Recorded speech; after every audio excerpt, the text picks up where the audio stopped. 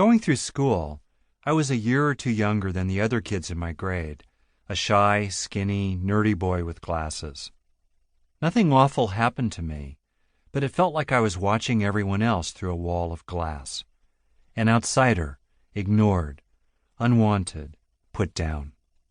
My troubles were small compared to those of many other people. But we all have natural needs to feel seen and valued, especially as children. When these needs aren't met, it's like living on a thin soup. You'll survive, but you won't feel fully nourished. For me, it felt like there was an empty place inside, a hole in my heart. But while I was in college, I stumbled on something that seemed remarkable then and still seems remarkable to me now. Some small thing would be happening. It could be a few guys saying, "Come on, let's go get pizza," or a young woman smiling at me. Not a big deal, but I found that if I let the good fact become a good experience, not just an idea, and then stayed with it for at least a few breaths, not brushing it off or moving on fast to something else, it felt like something good was sinking into me, becoming a part of me. In effect, I was taking in the good, a dozen seconds at a time. It was quick, easy, and enjoyable, and I started feeling better. In the beginning, the hole in my heart seemed as big as an empty swimming pool. But taking in a few experiences each day of being included, appreciated, or cared about felt like tossing a few buckets of water into the pool. Day after day, bucket after bucket, month after month, I was gradually filling that hole in my heart. This practice lifted my mood and made me feel increasingly at ease, cheerful, and confident.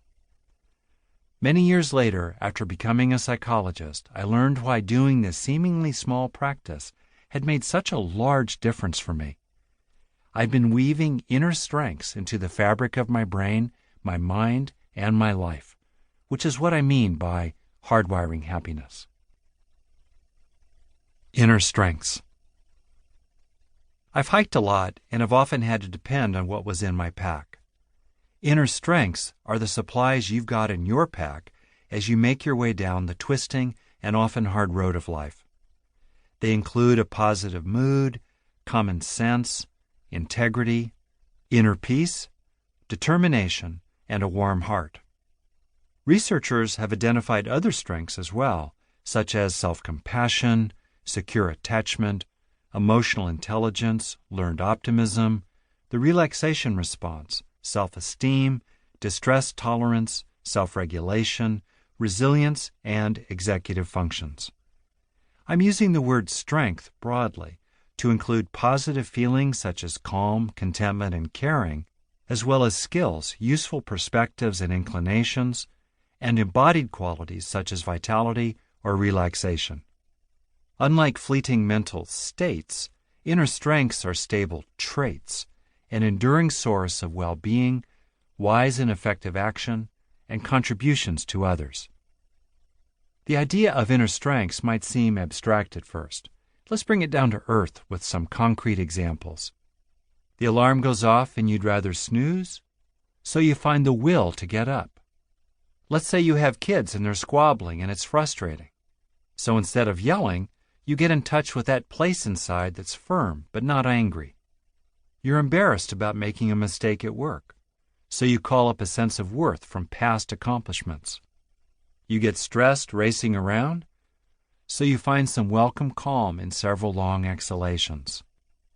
You feel sad about not having a partner, so you find some comfort in thinking about the friends you do have. Throughout your day, other inner strengths are operating automatically in the back of your mind, such as a sense of perspective, faith, or self-awareness. A well-known idea in medicine and psychology is that how you feel and act, both over the course of your life and in specific relationships and situations, is determined by three factors: the challenges you face, the vulnerabilities these challenges grind on, and the strengths you have for meeting your challenges and protecting your vulnerabilities. For example, the challenge of a critical boss would be intensified by a person's vulnerability to anxiety, but he or she could cope by calling on inner strengths of self-soothing and feeling respected by others. We all have vulnerabilities. Personally, I wish it were not so easy for me to become worried and self-critical. And life has no end of challenges, from minor hassles like dropped cell phone calls to old age, disease, and death. You need strengths to deal with challenges and vulnerabilities, and as either or both of these grow, so must your strengths to match them. If you want to feel less stressed, anxious, frustrated, irritable, depressed, disappointed, lonely, guilty, hurt, or inadequate, having more inner strengths will help you. Inner strengths are fundamental to a happy, productive, and loving life. For example, research on just one strength, positive emotions, shows that these reduce reactivity and stress, help heal psychological wounds, and improve resilience, well-being, and life satisfaction. Positive emotions encourage the pursuit of opportunities, create positive cycles, and promote success. They also strengthen your immune system, protect your heart, and foster a healthier and longer life. On average, about a third of a person's strengths are innate, built into his or her genetically based temperament, talents, mood, and personality. The other 2/3 are developed over time. You get them by growing them. To me, this is wonderful news, since it means that we can develop the happiness and other inner strengths that foster fulfillment, love, effectiveness, wisdom, and inner peace. Finding out how to grow these strengths inside you could be the most important thing you ever learn.